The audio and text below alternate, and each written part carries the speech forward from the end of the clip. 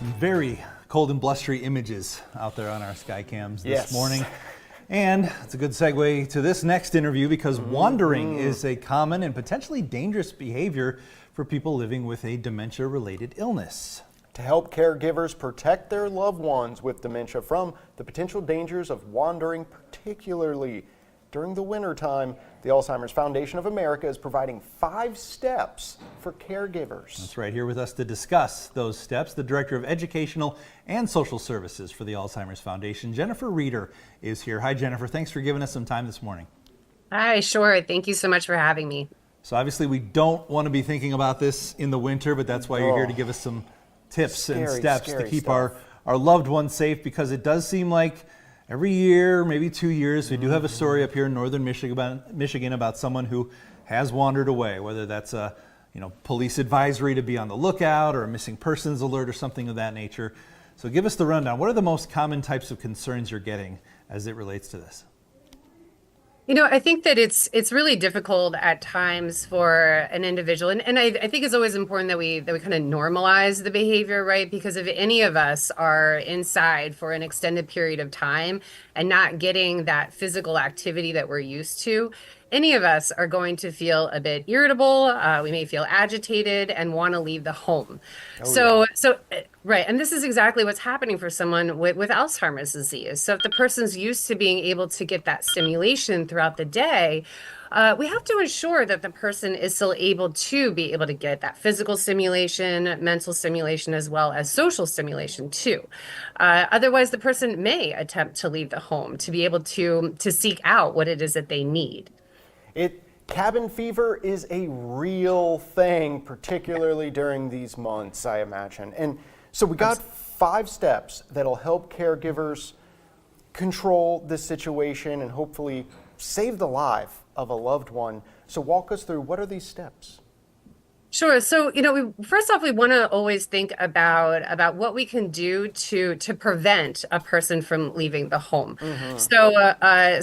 That creating opportunities for the person to be able to move about the house, whether that's walking paths, circular loops, thinking about stimulation stations, like the person being able to use different like sand trays or different types of items that they can be able to be able to fidget with. Also, just engaging the person in different types of home activities or home tasks, like folding laundry or doing vacuuming, or maybe doing the dishes along with the person who is caring for them. So just thinking about what can we do to prevent the person from experiencing irritability and agitation, and then to be able to safeguard the home too. So we think about having alarms on the doors or locks on the doors, and this isn't to detain the person, but just to ensure that if they do attempt to leave the home, the family caregiver is alerted that they're trying to leave the home.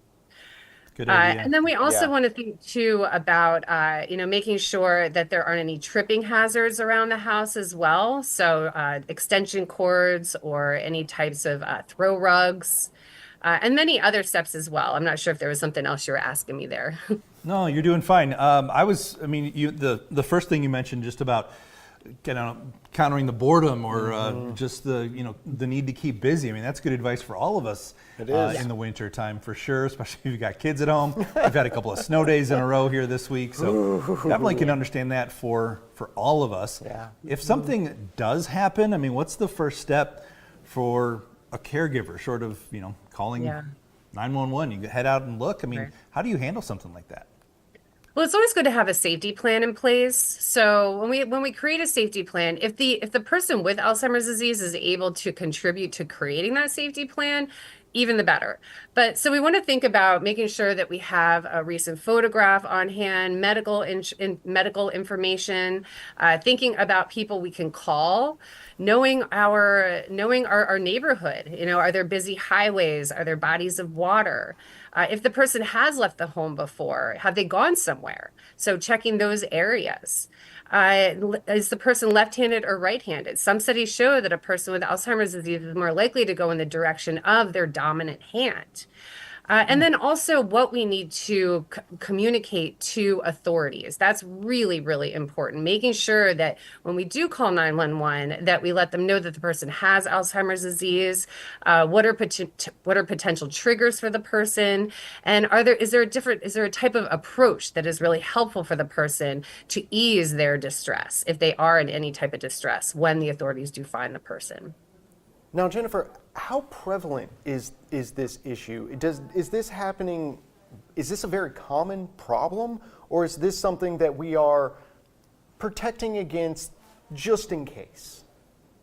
I would say some studies show that about 60% of individuals with Alzheimer's disease at any stage of the disease can experience wandering or getting lost. Wow, that's So it's that disorientation and confusion that the person experiences that can cause the person to all of a sudden not realize where it is that they're going or where it is that they are, where they are. Mm-hmm.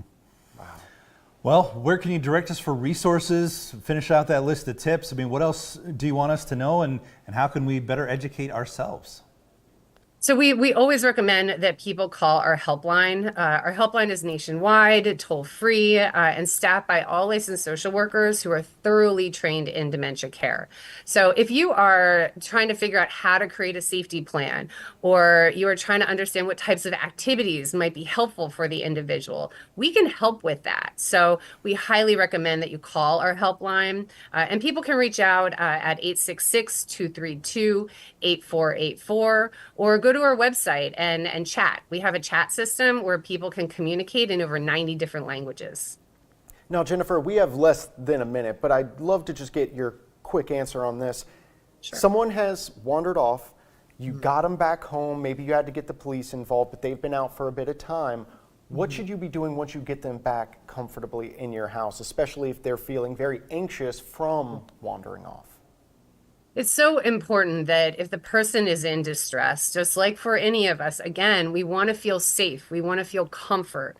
So anything that we know about the person that can create that sense of comfort and safety, that's what we want to be. That's what we want to be implementing. So thinking about different types of music that the person might be enjoying, or playing their favorite movie, and just really trying to engage the person in any types of activities with us that helps them feel like they are back home, that they are back home with their family. Gotcha.